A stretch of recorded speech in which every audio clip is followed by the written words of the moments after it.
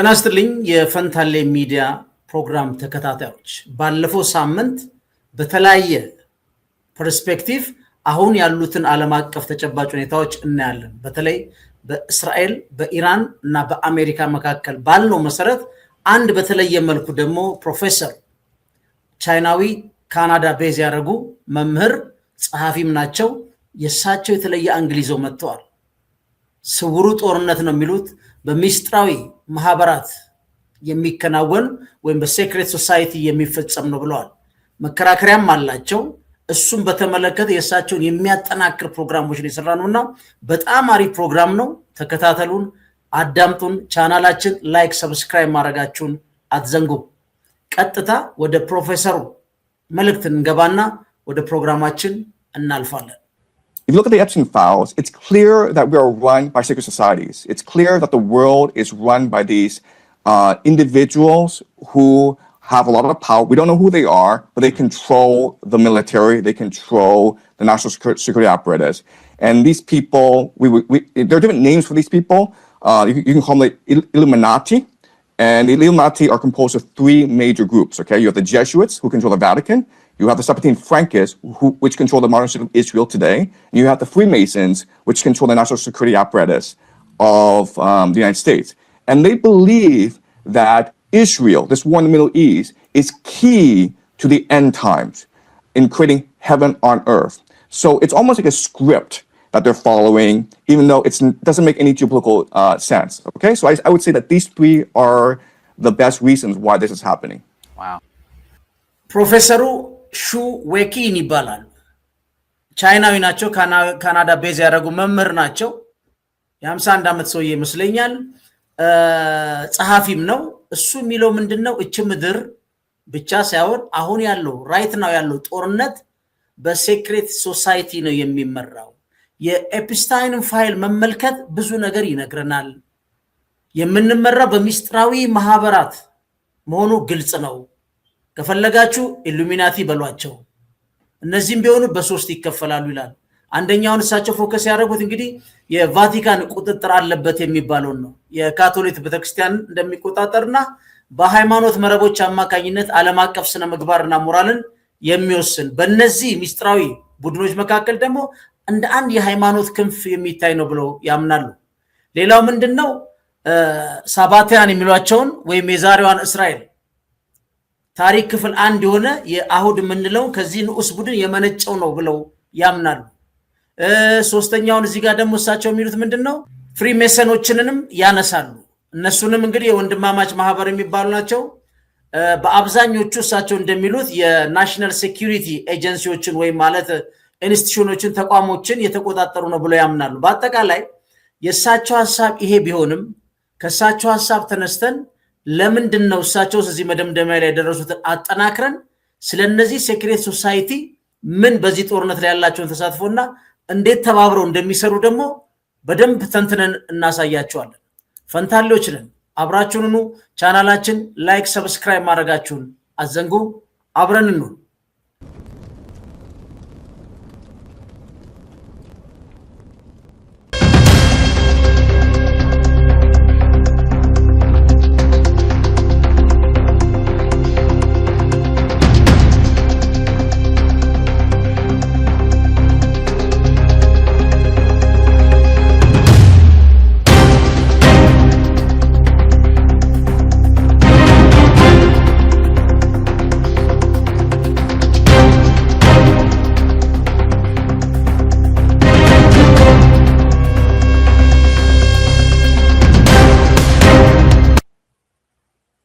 አሁን እዚህ ላይ እንደምትመለከቱት ዝም ብዬ ላሳያችሁ። ከነዚህ ውስጥ ኮሜንት አድርጉ እስቲ ማንን ታውቃላችሁ?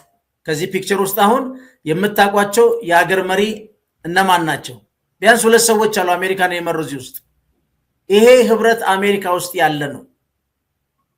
ይሄ ነው አንዱ የሴክሬት ሶሳይቲ የሚባለው።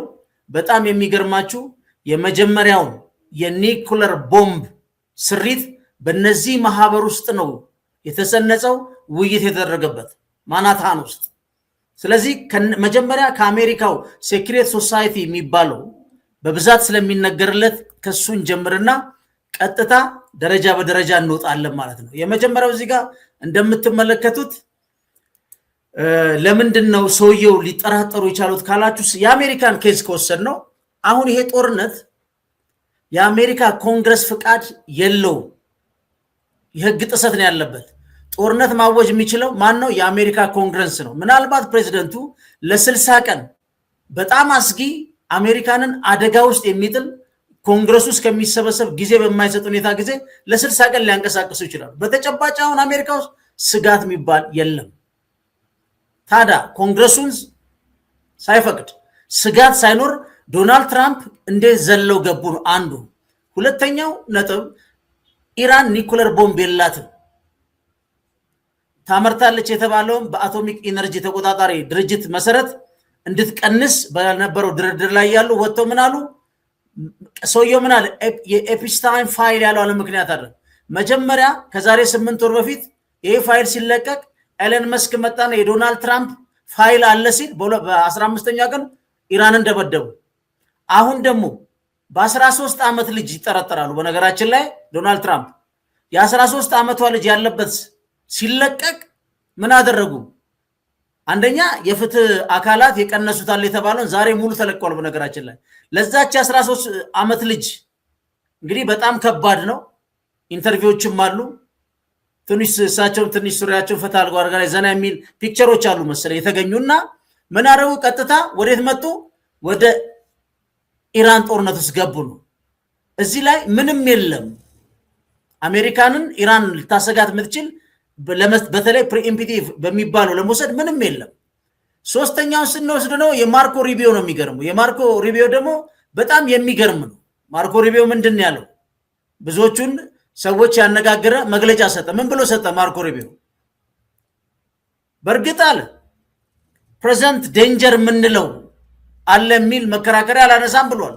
ነገር ግን እስራኤል ፕሪኢምፒቲቭ ለመምታት ኢራንን ስለፈለገች ልክ እሷን ስትመታ ይታወቃል ኢራን አሜሪካን እንደምታጠቃና ለዛ ነው የገባ ነው አለ። እግዚአብሔር ያሳያችሁ። ይሄንም ያህል የውጭ ጉዳይ ሚኒስትር።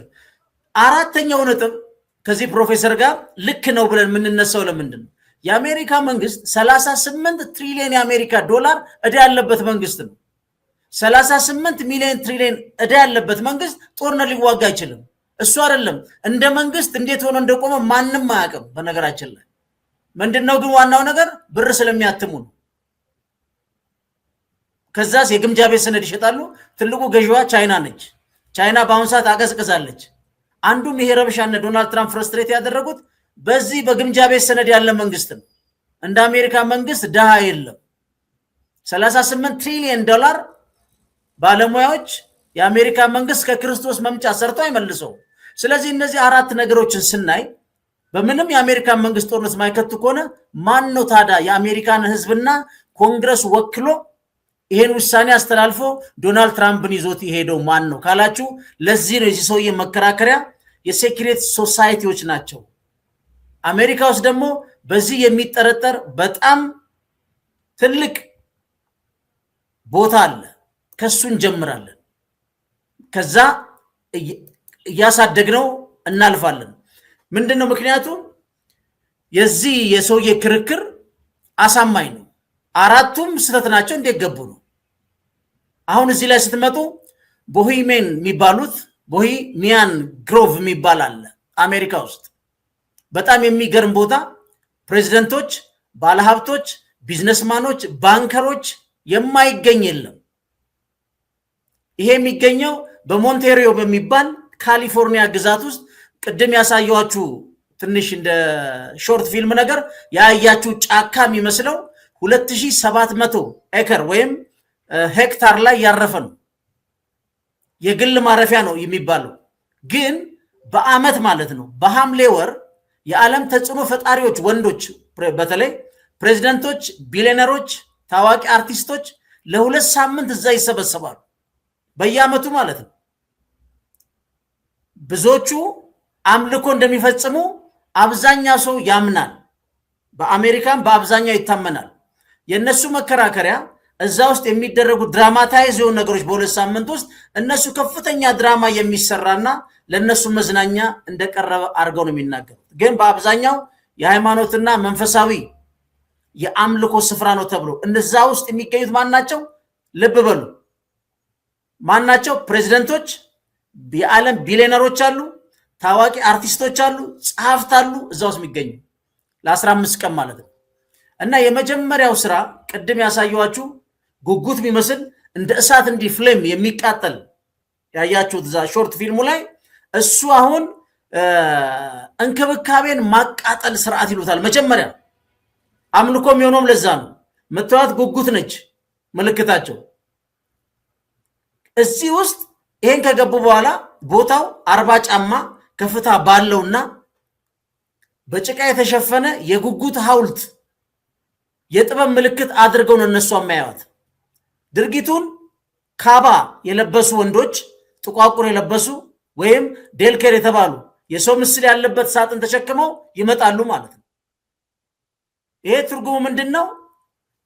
ምሳሌያዊ ትርኢት ነው እነሱ የሚሉት። ግን አባላቱ የዕለት በዕለት ኑሯቸውን፣ ጫናቸውን፣ ኃላፊነታቸውን ያን የተሸከሙትን ሳጥን እዛ ጉጉቷ ፊት ለፊት ሆኖ ሲያቃጥሉት ከላያችን ላይ ተራግፎ ይሄዳል፣ ብን ብሎ ይጠፋል ብሎ ያምናሉ ማለት ነው። እንግዲህ እነዚህ ቢሊዮነሮችና የሀገር መሪዎች ማለት ነው። እነዚህ ናቸው እዛች ቦታ ሚስጥራዊ ቦታ የሚሰበሰቡት። በኋላ ነግራቸዋለሁ ምን ያህል ብር እንደሚከፈልና ምን ያህል አመት ሊስት ዌይቲንግ ሊስት ላይ ያሉትን ብትሰሙ በኋላ ትደነቃላችሁ። መፈክራቸው ምንድነው?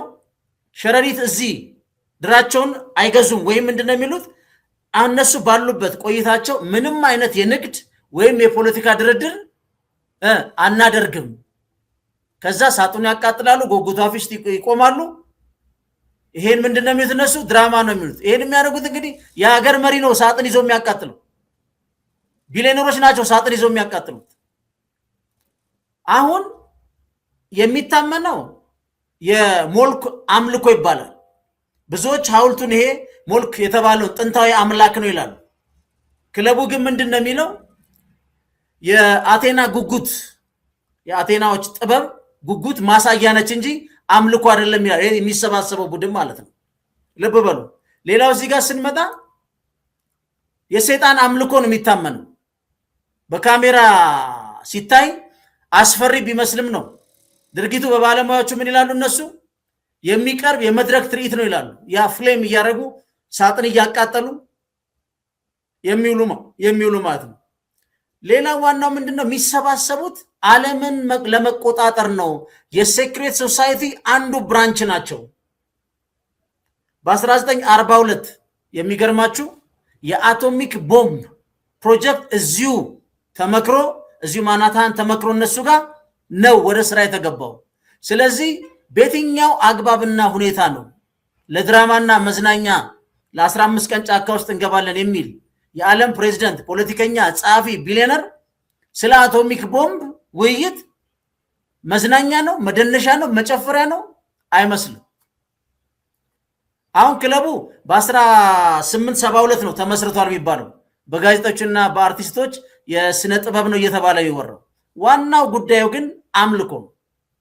ለምሳሌ እዚህ ጋር እንውሰድ። እዚህ ግሩቭ ውስጥ አባላት ከሚታወቁ በዓለም ላይ ግለሰቦች በአብዛኛው የአሜሪካ ፕሬዝዳንት አስቡት፣ የዓለም ፖለቲካ የሚያነኩር የንግድና ጥበብ የሚመሩ ከፍተኛ ኃይሎች ናቸው የሚሰበሰቡት። ለምሳሌ የአሜሪካ ፕሬዝዳንቶች ሆነው እዚህ ውስጥ የሚሰበሰቡት ቅድም ፎቶ ላይ አይታችሁት ከሆነ ሮናልድ ሬገን አለ፣ አይታችሁ ከሆነ ሪቻርድ ኒክሰን አለ። ጎን ለጎን ሆኖ ማለት ነው። የሆነ ሰውዬ ፎቶን ይሄን ኤክስፕሌን ካረኩላችሁ በኋላ ፎቶ መለስ ብላችሁት ማን ነው የሚገኘው እዚህ ውስጥ ካላችሁ ሪቻርድ ኒክሰን አለ። በንግግሮች ውስጥ ብዙ ጊዜ እንደውም ግሮቭ እያለ ይሄን ቦታ ይጠቅሳል። ሮናልድ ሬገን አለ። ከመመረጣቸውም በፊት ከመመረጣቸውም በኋላ እዚህ ቦታ የአምልኮ ስፍራ ይሄዳል። አሁን ለአንዳንዱ ስትነግረው የኮንስፓይረሲ ቲዮሪ ነው የሴራ ትንታኔ ይላል። ግን ይሄ ፕሮፌሰር የኤፕስታይን ፋይልን እሱ ለምሳሌ በድንገት ነው ሞተ የተባለው። ለምንድን ነው የሞተው? እሱ በራሱ የግል ደሴት ላይ የእሱ አለች ብላክ ቡክ ምትል ሊስት የተደረጉ ሰዎች ቢልጌት በይፋ ይቅርታ ጠይቋል ሰራተኞቹን። የማይክሮሶፍት ኩባንያውን ሶሪ ብሏል። እንደውም አንድ ቦታ ላይ ምናል በ2013 ሚስቱ ተፋተዋል። ዋናው ስትጨቃጨቀው የነበረው ከዚህ ኤፕስታይን ከሚባለው ያለውን ግንኙነት አቁም ነው የምትለው ሰው እዛ ውስጥ በቃ የማይደረግ ነገር የለም። እንደኛ ሀገር አይታችሁ ከሆነ ገጠር ሲጀመር ወፍጮ ምናምን ህፃናት ይሰዋሉ የሚል ነገር አለ። ወፍጮ በደንብ እንትን እንዲያደርግ የሰፈር ምቀኛ ምን መጋኛ ብቻ እንዴት የሚባል ነገር ታስታውሱ እንደሆነ አላውቅም ይባላል። እኔ ባይኔ ያላየውም እንደዚህ አይነት አምልኮች አሉ። እዚህም ይሰዋሉ ነው የሚባሉት። ሌላ ማን አለ? ሃርበርት ሁሸር አለ። ሌላ ድዋይት አይዘንሃወር፣ ቴዎድሮ ሮዝቬልት፣ እነዚህ ሁሉ እዛ ውስጥ በአመት 15 ቀን ሳይወጡ ተሰብስበው የጋዜጣ ያገኛቸው ማንም ያገኛቸው ተሰብስበው ነው ቁጭ የሚሉት። እና አሁን ምንድነው የሚሉት ሲናገሩ ምንድነው የሚሉት? መዝናኛ ነው። እንደውም አንድ ጋዜጠኛ ሳነብ ሲጽፍ እዛ ላይ ሁሉ ዝም ብሎ ጫካ ውስጥ መሽናት መሯሯጥ ምናምን በሶሳይቲ ውስጥ ማይፈቀደውን ታብ የሆኑት ነገሮች ሁሉ ያረጋሉ ይላል። አብዛኞቹ ወንዶች ናቸው፣ ሴቶች አይገቡ። ከፖለቲካ መሪዎች ውስጥ ማን ነው ይገኛሉ ካላችሁ የአሜሪካ የውጭ ግንኙነት ፖሊሲ አባት የሚባለው ሄንሪ ኪሲንጀር አለዛ። ይህ ሰውዬ ዲክ ቼኒ የአሜሪካ ምክትል ፕሬዚደንት፣ ጆርጅ ኤች ደብሊው ቡሽ አባትየው፣ በኋላ ነግራቸዋለሁ። ስከል ኤንድ ቦን የሚል የል ዩኒቨርሲቲ ውስጥ ሌላ ሴክሬት ሶሳይቲ አለ የኢሊቶች ብቻ። እዛ ውስጥ ራሱ ትንሹ ቡሽ ነበረ። እዛ ማህበር ውስጥ የገቡ በአሜሪካ ፖለቲካ ውስጥ ከፕሬዚደንት ጀምሮ ትልልቅ እርከን ላይ ይመጣሉ። ግን ዳረፊው ማንም አይገባም። እዛች የኢሊቷ የሉስ በኋላ እንደርስበታለን። ሌላ ማን አለ? ኮሊን ፖል አለ። ኮሊን ፖልን ታውቁታላችሁ። የአሜሪካ የጦር ኃይሎች አዛዥ የነበረ ነው። ይሄ ሰውዬ ኢራቅ ውስጥ ልብ በሉ፣ አሪፍ እንደው ማስታወት ተመልከቱት። ኢራቅ ጅምላ ጨራሽ መሳሪያ አለች ብለው ነው ገብተው የጨፈጨፉት። ይሄ ሁላችንም የምናውቀው ነው። ግን ይሄ እንደሌለ እየታወቀ በዩኤን ፊት እንዲያስረዳ የተደረገው ኮሊን ፖል ነው። ኮሊን ፖል ይሄን ለምን አደረገ? ሂዝ ጀነራል ያውቃል። የዓለም አቀፉ ማህበረሰብ ሁሉ ሲናገር ነበር፣ በደንብ ይታወቃል። ኮሊን ፖልን ማን አስገደለው? ሂድና ማን አስረዳለው? በኋላስ በታሪኩ የሚያፍርበት ኢንሲደንት እንደነበረ በጻፈውም ጽሁፍ ላይ አንጸባርቋል። ሰውዬ ከነዚህ መሃል የሚያዛለ ማለት ነው። ሌላው ብላክሜል ነው። ያው ለምሳሌ ኤፕስታይን ዋና ጉልበቱ ምንድን ነው? ትልልቅ የዓለም መሪዎች ይጠራል። እዛ ሲገባሉ፣ ሲዳሩ፣ ምን ሲደረጉ በጣም ደቃቅ በሆኑ ካሜራዎች እየቀረጸ የሚሰሩትን ይዘናል። አሁን ዶናልድ ትራምፕን እዚህ ጦርነቱ ሲያስገቡት እነዚህ ዲፕ ስቴት የሚባሉት ዘ ሴክሬት ሶሳይቲ የሚባሉት አንዱ ዋናው ምንድነው? አንዳንዶች ሆኑ የኤፕስታይን ዋር ነው የሚሏቸው። የእንግሊዝ አብዛኛው አሁን ጆርጅ ጋልዊ ጋር ብትሄዱ ኤፕስታይን ዋር ነው የሚሉት። አሜሪካኖችም የኤፕስታይን ፋይል እንደገና እንዲታይላቸው ይፈልጋሉ። ዶናልድ ትራምፕን እዛ ሄዷል። ብዙ ካሜራ ፊልሞች አሉ። ከዛ ብላክሜል ያደርጉታል። ስለዚህ ብላክሜል የሚያደርገው ይሄ ሴክሬት ሶሳይቲ ስለሚያደርገው ይሄ ሰው የዋር ገባ ሲባል ምክንያቱም አራቱ ቅድም ያመጣሁላችሁ መከራከሪያ አሜሪካን በምንም መልኩ ሲጦር ውስጥ ሊያሳትፋት አይችልም። ዶናልድ ትራምፕም ሂዝ ሪያሊቲ ሾው ሰው ነው። ልክ እሱ ጦርነት የሚያውቀው እንደ ቬኔዙዌላ ይዞ መጥቶ እንደ አድቬንቸር አድርገነዋል። ኢራን ግን ሌላ ታሪክ ነው። አያውቅም ስለ ኢራን። በነገራችን ላይ ቴድ ክሩዝ የሚባል አለ፣ የቴክሳስ ሴናተር ነው። ሲጠየቅ ምን ይላል? እስራኤልን በዋናነት እኔ የምደግፈው የመጽሐፍ ቅዱስ ትእዛዝ ለማክበር ነው ይላል። እሺ ኢራንንስ ሲሉት ስለ ኢራን አደገኛ ኃይል ነው። ምን ያህል የህዝብ ቁጥር አለው ይሉታል። አያውቅም። ማታውቀውን የህዝብ ቁጥር ላይ ይሄን የሚያህል ትእዛዝ ይለዋል። የሚመልሰው ነገር የለም። በዚህ ደረጃ ናቸው። ምን አይነት ማለት በጣም ማለት ለአሜሪካ ባለን ግምት እንደዚህ አይነት ተመራጮች ስትል ግን ለምንድን ነው የሚመረጡት ካላችሁ እነዚህ በሎቢዎች ነው የሚመለመሉት። እያንዳንዱ ሴናተር በነገራችን ላይ ለሴናተሮች መክፈል ለነሱ ገንዘብ ይዞ ማስመረጥ አሜሪካን ሀገር ዲሞክራሲ ነው። አብዛኛው ብር የሌለው አይመረጥም።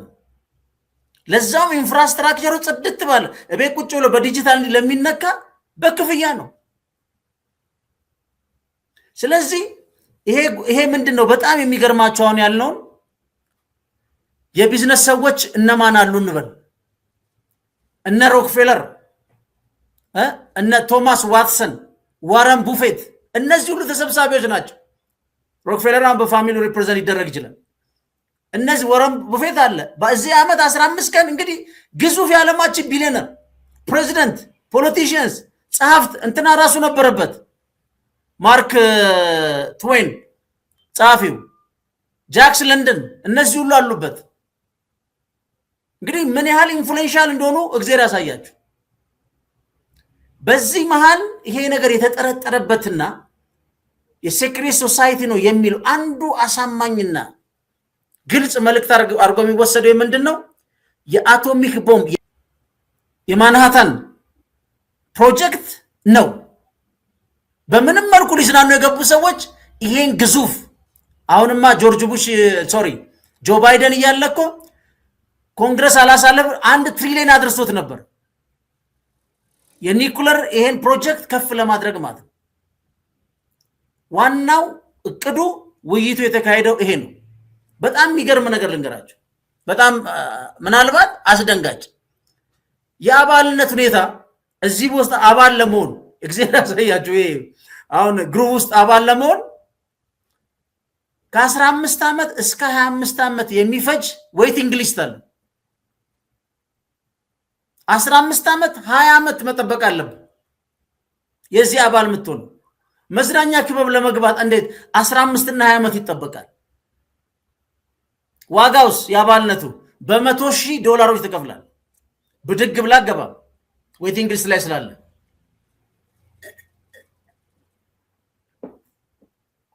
ስለዚህ አንዱ ይሄ ነው። ስለዚህ ሌላው ብዙ ተመራማሪዎች በኮንስፓይረሲ ቲዮሪም ሊያስቀምጡ ይስማማሉ። ይሄን ግን በዚህ በግሮቭ ከሚስጥራዊ ማህበራት ሴክሬት ሶሳይቲ ጋር በቀጥታ የሚያያዝበት በርካታ ማሳያዎች አሉ። አንዱ ዋናው ቁልፍ አብሪ ጥይቷ ምንድነች? የኒኩለር ቦምብ እቅድ ውይይት ፕሮግራም። መዝናኛ ውስጥ ኒኩለር ቦምብ ሊመጣ አይችልም ሌላ ጨዋታ ጋር እና አንዱ የስልጣን ክምችት ነው። ኦርዲናሪ ሲቲዝን የሚባል የለም እዛ ውስጥ። በዓለማችን ላይ ቁልፍ የሆኑ ሰዎች፣ የባንክ ባለቤቶች፣ የጦር መሳሪያ አምራቾች አልአንድ ጋዜጠኛ ክትትል ለ2 ሳምንት ቁጭ ነው የሚሉት። እዛ ላይ ምንድነው የዓለም እጣ ፋንታን የሚወስኑ ናቸው። ለዚህ ነው አሜሪካ ውስጥ ዴሞክራሲ አለ ካል አንድ ፕሬዚደንት የሆነ ዴንጀር ገጥሞት ለ60 ቀን ሰራዊቱን ሊያንቀሳቀስ ይችላል፣ መብት ተሰጥቶታል። ከዛ በኋላ ግን ለኮንግረሱ አሳውቆ ጦርነቱ የሚቀጥልበትም በይፋ አሜሪካ የምትሳተፍበትም ሊሆን ይችላል። ኮንግረሱንም አላስፈቀደም፣ አደጋም አሜሪካ አልገጠማትም። $38 ትሪሊዮን ዕዳ ያለበት መንግስት ሊዋጋም አይችልም። ስለዚህ ማን አዘዘው ነው? ልክ እዚህ ጋር ያሉት ሰዎች የፓወር ክምችት አለ። ይህ መዝናኛ የሚሉት የአምልኮ ስፍራው ላይ ሌላው ምንድነው? በዲሞክራሲያዊ ባልሆነ መንገድ በሚስጥር የሚደረጉ ውሳኔዎች ያልፉና በዲሞክራሲ መንገድ ያው ሀብታቸውን አፍስሰው አሜሪካ ውስጥ በብር ነው ያ ሁሉ ኢሊት እያለ ዶናልድ ትራምፕ ሊመጣ አይችልም። አቅም የለውም እያልኩ አይደለም፣ ግን አሜሪካ መንግስት ላይ ንጉስ ነው ዶናልድ ትራምፕ። ሊትራሊ ስፒንግ ንጉስ ነው። አሜሪካንን ምታል በዲሞክራሲ ልዕለ ሀያል ሀገር ኮንግረስን ዞር በል ብሎ ልክ እንደኛ ፓርላማ እንግዲህ በፊትም አሁንም እንደ ልብ እንደሚወሰነው አሜሪካ ውስጥ መወሰን ከተቻለ በቃ ሂዝ ኪንግ።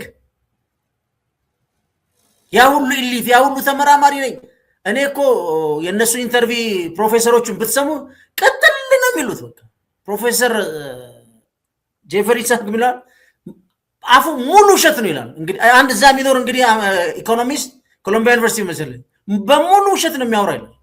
ግን ምንም ማድረግ አይችልም። ዳትስ ማኒ ኖት ዲሞክራሲ። እና ከሌሎች ሚስጥራዊ ማህበራት ጋር እንዴት ነው ይሄ የሚገናኘው? ይሄን የአሜሪካን ጦር ሰራዊት አስፈጽሟል የሚባለው ካሊፎርኒያ ውስጥ ያለው አካል እንዴት ነው የሚገናኘው የሚለውን እዚህ ጋር እንመልከት። ለምሳሌ አሁን አንዱ ስከል ኤንድ ቦን ይባላል በየል ዩኒቨርሲቲ ውስጥ ነው ያለው። ይሄ በጣም ጥብቅ በኢሊቶች የሚመራ ሚስጥራዊ ማህበር ነው። ሌላው የስትራቴጂክ ሰነዶች በጣም በብዛት ካውንስል ኦን ፎሬን ሪሌሽን የሚል ኦንላይን መጋዚን ነው፣ መጋዚንም አለው። የዓለምን ፖሊሲ የሚቀይሱበት ተቋም ነው። በጣም የተማሩ በምዕራቡ ዓለም አይዲዮሎጂ እንዲህ ብትን እርግፍ አድርገው የተፈተኑ እነሱ ናቸው የሚያወጡት። ሌላው ምንድነው? ቢልበርግ የሚባል ግሩፕ አለ። ይሄ ደግሞ በአመት በሚስጥር የሚሰበሰቡበት የዓለም ልሂቃን ነው። አንዱ ተጨማሪ ያ የል ዩኒቨርሲቲ ውስጥ ነው። እነዚህ ደግሞ የሚሰበሰቡበት ነው። እነዚህ አሁን ከዛኛው ማህበር ጋር ከግሩፕ ማህበር ጋር አብሮ ነው የሚሰሩት። አሁን አባላቱ በእነዚህ ሁሉ ድርጅቶች ውስጥ መገኘት አንድ ትልቅ ምን አለ? የተሸሸገ መንግስት the shadow government ወይም ጥላ መንግስት እንደምንለው አይነት ናቸው እነዚህ። ይሄ ለአንድ ኦርዲናሪ ሰው ብትነግሩት ይሄ ሁሉ የዓለም ኃይል ተሰብስበው 15 ቀን ሙሉ ወይ ስጋ እየጠበሰ ቡና እየጠጣ ነው የሚባል ጨዋታ አይነፋም። ሶስተኛው ምሳሌያዊ አምልኮ አለ። ለምሳሌ ኦከልት ሲምቦሊዝም የሚሉት አሁን እዚህ ጋር እንደምናየው ፍሪሜሰኖችን ኢሉሚናቲስ ጋስ እንዴት ነው የሚገናኙት? ይሄ ግሮቭ ለየት ያለ ምልክቶችና የአምልኮ ስርዓቶች ይጠቀማል። ተመሳሳይ ነው። አሁን ለምሳሌ ቅድም ያየነው ጉጉት ነው።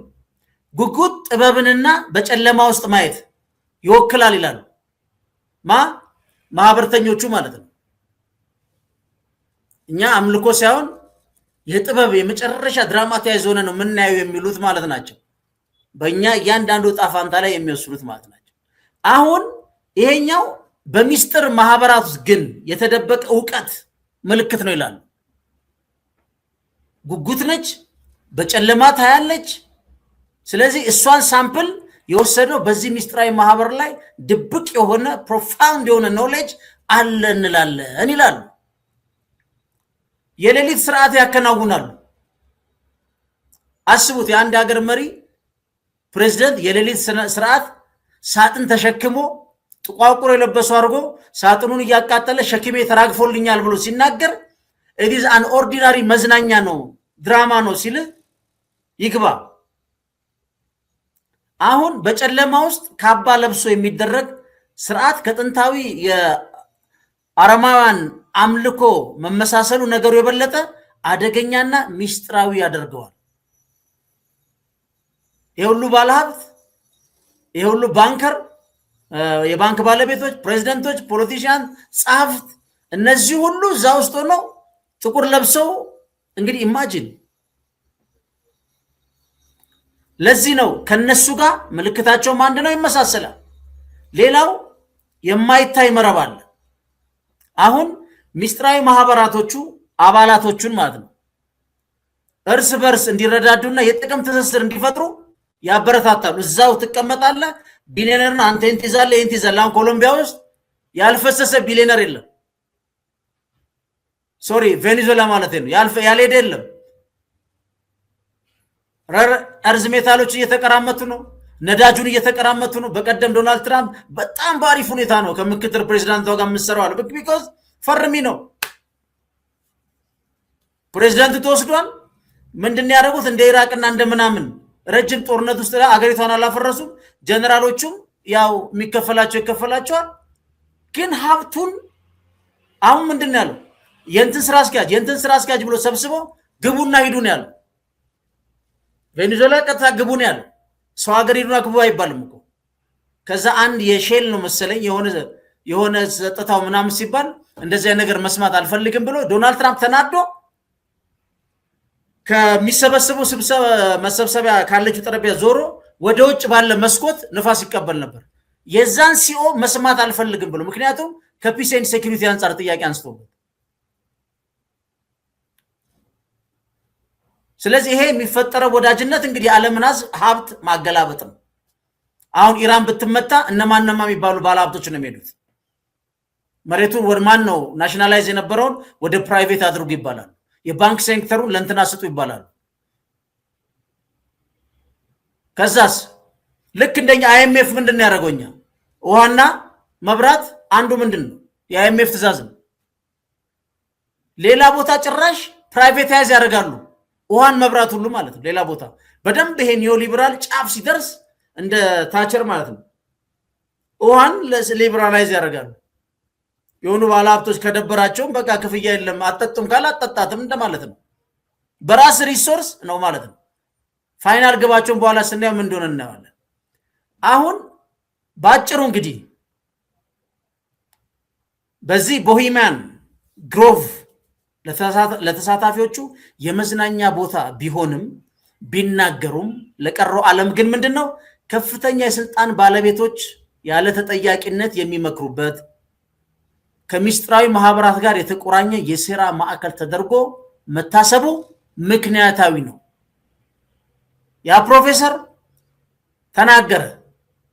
እንግዲህ ሚኒስትሪን ከሚባሉት ላይ መጥቶ የተናገረው የኤፕስታይን ፋይል በቂ ነው አለ። 10 ሚሊዮን ነገር ነው የተለቀቀው። ዛሬ አዲስ ተለቋል። አሁን ቅድም ስሰማ እርግጠኛ አይደለሁም አባባ ትራምፕም ኩባን መታለው እያሉ ነው። እንግዲህ ይሄ ሚስጥራዊ ደግሞ ወደ ኩባ ብሎ አዞ ሊሆን ይችላል። እነዚህ ነገሮች እንዴት ነው የሚሆኑት?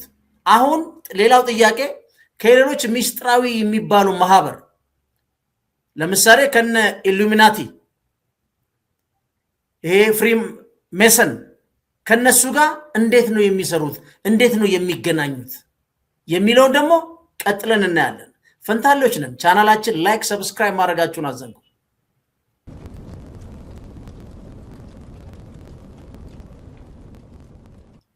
አሁን ብዙ ተመራማሪዎች የጥቅም ትስስር መረብ ተብሎ የሚጠራው ይህ ግንኙነት በዋናነት በሶስት ታዋቂ ድርጅቶች ዙሪያ ያጠና እንትን ይላል። አንደኛ ይሄ ፍሪሜሰን የሚሉት ግንኙነቱ ብዙ ከግሮቭ አባላት ከፍተኛ ደረጃ ያላቸው ፍሪሜሰኖች ናቸው እዛ ውስጥ ራሱ ያሉት።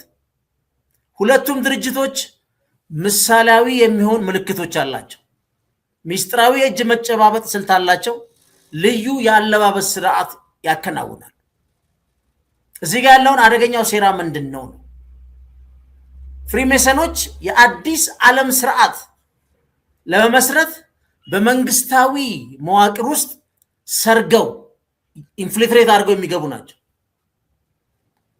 ስለዚህ ግሮቭ ውስጥ ያሉት ደግሞ ቅድም ያልኳችሁ the president, the politicians, the billionaires ምን ያደርጋሉ? እነዚህን ከፍተኛ ደረጃ ፍሪሜሰኖች ምን ያደርጓቸዋል? ያለምንም ክትትል ወይም ከፍ እንዲሉ ያደርጋሉ፣ ያስቀምጣቸዋል ማለት ነው። ኢሉሚናቲ ጋር ካሉት ጋር ኢሉሚናቲ ያው በአብዛኛው ጠፍቷል ቢባልም በ1976 እንግዲህ በቫሪያን የተመሰረተ ሲሆን ዓላማው ምንድነው? ሃይማኖትና መንግስትን በማዳከም ዓለምን በአንድ ማዕከላዊ አስተዳደር ውስጥ ማምጣት ነው። the new global order ማለት ነው። ግንኙነቱ ምንድነው? ድርጅቱ ጠፋ ቢባልም ማለት ብዙዎቹ ግን በድብቅ እንዳለና በዚህ በግሮቭ ያሉ ቦታዎች ስብስብ ውስጥ ተሳታፊዎች ናቸው። አሁን የጉጉት ምልክቱን በግሮቭ ላይ የጉጉት ሐውልት አለ። ቅድም ሲቃጠል ያሳየዋችሁ እንደዚህ እዛ ስትሄዱስ ሚነርቫ የሚባለው የተባለችው ሴት የጥበብ አምላክና በጨለማ ውስጥ ማየትን እንደሚወክል በኢሉሚናቶች ይታመናል። it is true that ጉጉቷ ምንድነው? በጨለማ ማየቷ የተደበቀ የነዛ የተከማቸው ኃይል ዕውቀትን ማሳያ ነች ብሎ ነው የሚናገሩት። ይህ ምልክት እንግዲህ በአሜሪካ ባለ 1 ብር ዶላር ላይ ታችሁታል። በብዙ እንደዚህ የሚያይ ማለት ነው። አንዱ እሱ ምልክት ነው ተብሎ ይታመናል። ዶላሩ ላይ አሜሪካ እዛ ላይ አቅርቤዋለሁ መለስ ብላችሁ እዩት $1 ላይ አለች እንደዚህ ስለዚህ ይሄ ቀላል ስብስብና ኃይል አይደለም ሌላው ቅድም ያልኳችሁ ስከል ኤንድ ቦንስ ጋር የል ዩኒቨርሲቲ ውስጥ ያሉ በጣም ሚስጥራዊ ኤሊቶች የሚሰበሰቡበት ከሱ ጋር ምን ያገናኛቸዋል በጣም ስሞል ሰርክል ነው በነገራችን ላይ በጣም ጥልቅ የሆኑ አዋቂ ሊቃን የሚሰበሰቡት አሁን እንደ ጆርጅ ቡሽ አባትና ልጅ ያሉ መሪዎች የዚህ ማህበር አባላት ነበሩ ሁለቱም አባትና ልጅ ከዚህ ማህበር የወጡ ወጣቶች ወደፊት ምን እንደሚሆኑት በዚህ በግሮቭ አባላት የመሆን እድላቸው ከፍተኛ ነው ሌላው ስንት ነው የሚሆነው ግን 15 እና 20 ዓመት ይጠይቃል ከየል ከዚህ ወጣ ግን ይገባል መግባት ብቻ አይደለም በተለያየ አሜሪካ የፖለቲካል ስትራክቸር ላይ እስከ ፕሬዚደንት ድረስ የሚያስቀምጧቸው እነዚህ ናቸው በአመት ለሁለት ሳምንት የሚሰበሰቡት ማለት ነው ስለዚህ እነዚህ ድርጅቶች በጋራ ነው የሚሰሩት በዚህ ቦሂ ሚያን ግሮቭ በሉት ቢልደርበርግ ሚርበሉት ፍሪሜሰን በሉት ኢሉሚናቲ በሉት በአንድ ነው ለምሳሌ መጀመሪያዎቹ ምንድነው አሁን በእናንዱ የዓለም ኢኮኖሚ ፖሊሲን የሚያወጣ ቢሮ ነው ሌላው በሃይማኖትና በፍልስፍና ደረጃ አባላቱን የሚያስተምር ነው ዓለምን የሚቀርጹበት ነው ስለዚህ ይሄ አደገኛ ሴራ ነው ስናጠቃልለው ግን ታዲያ ምኑ ነው አደገኝነቱ እነዚህን ያየናቸው ምኑ ነው አደገኝነቱ ካል ጦርነት መች እንደሚጀመር የነዳጅ ዋጋ ስንት መሆን እንዳለበት የትኛው ፕሬዝዳንት ስልጣን መያዝ እንዳለበት ሰምታችኋል ሰሞኑን አልማላኪ የሚባለው ሰውዬ የቀድሞ የኢራቅ ጠቅላይ ሚኒስትር ነበረ አሁን ሊወዳደር ሲመጣ ዶናልድ ትራምፕ ወደ ቤት ይድብሎታል ለምንድነው ሄድ ያለው የሻዓት ተወካይ ነው ከኢራን ጋር ጥብቅ ግንኙነት አለው ስለነበረ በገዛ ሀገሩ እንዳይወዳደር አለ ወደ ቤቱ ተሸኝቷል ስለዚህ በዚህ ደረጃ ቬኔዙዌላውን ዶናልድ ትራምፕ ነው የሚወስኑት የዓለም ኖቤል ሽልማት የተሰጣ ሴትዮ አምጥታ ለሳቸው ሸለመቻቸው ለምን ልታግባባቸው ትራንዛክሽናል ዲፕሎማሲ ነው ይገባል ብሎ ግን የሰላም ኃይል የሚሉት ከ8 በላይ ጦርነት እየፈጸመ ያለ ነው ዶናልድ ትራምፕ ማለት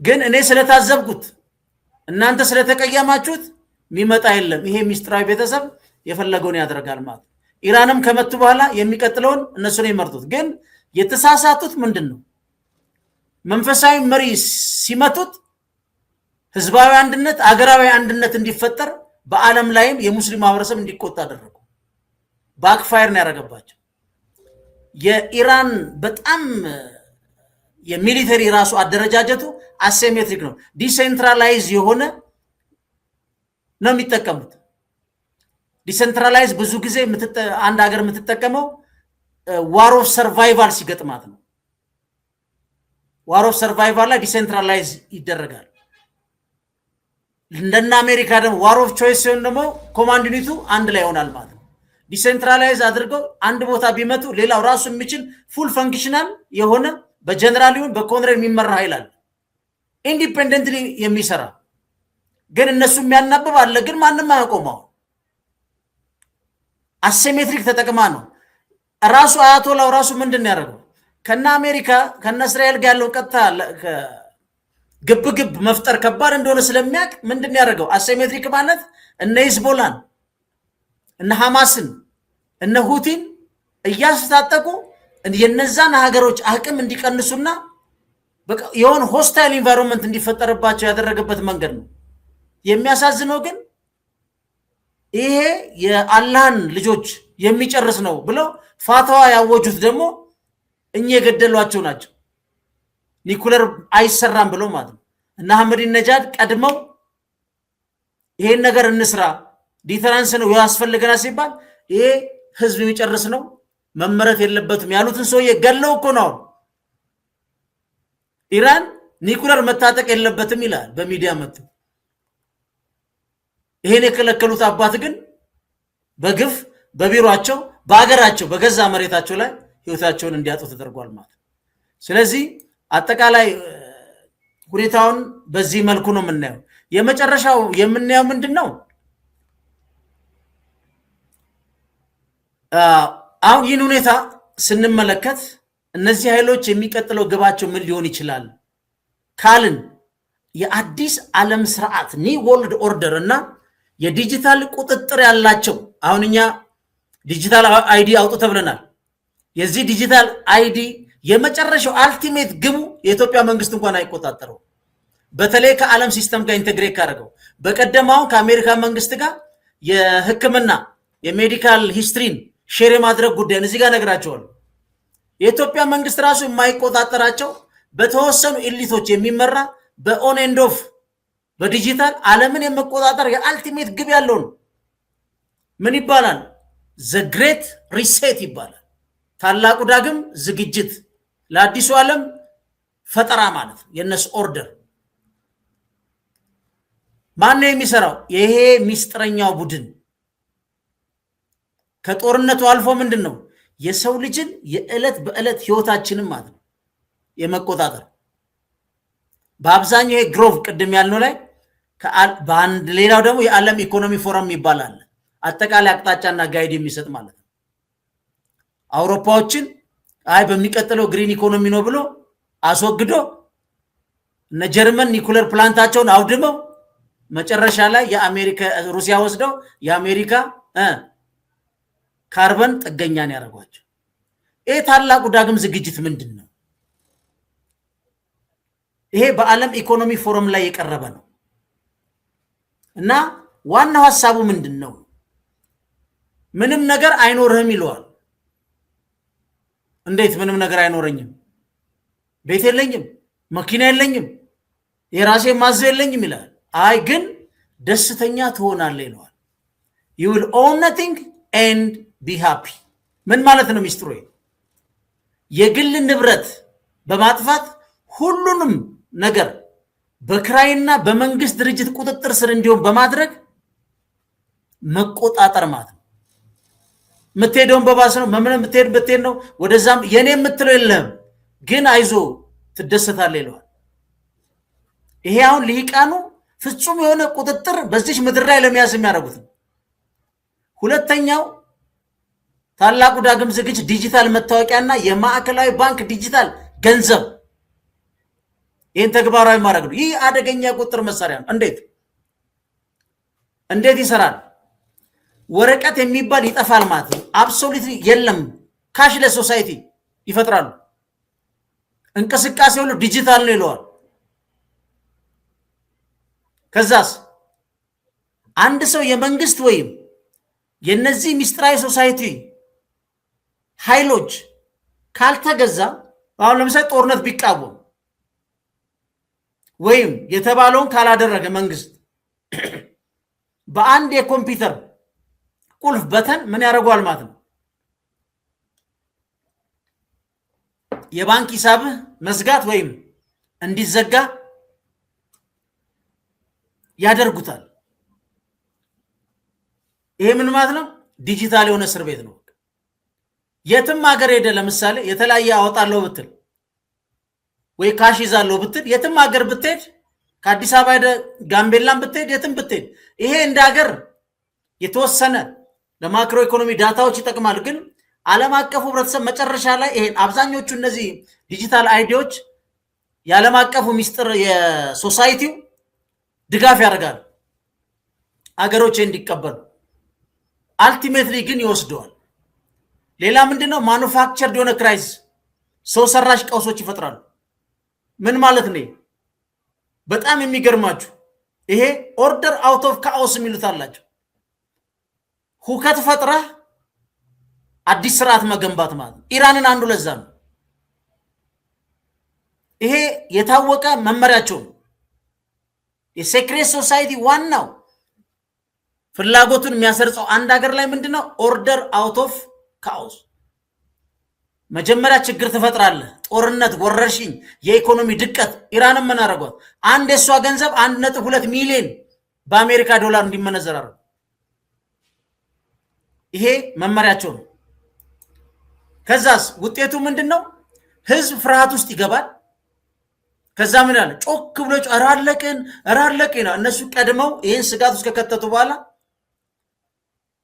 ያመጡላል ማለት ከዛ ነው ይሄ ግጭት እሱ ይሻለናል ትላል ግን እነሱ ያን ያጸደቁ መጨረሻ ላይ አንተን የዲጂታል ሶሳይቲ ባሪያ አርጋ ያስቀምጧል ማለት ከዛ መጨረሻ ፋይናሊ ምን ያደርጋል የሰው ልጅን የቴክኖሎጂ ጋር ማዋሃድ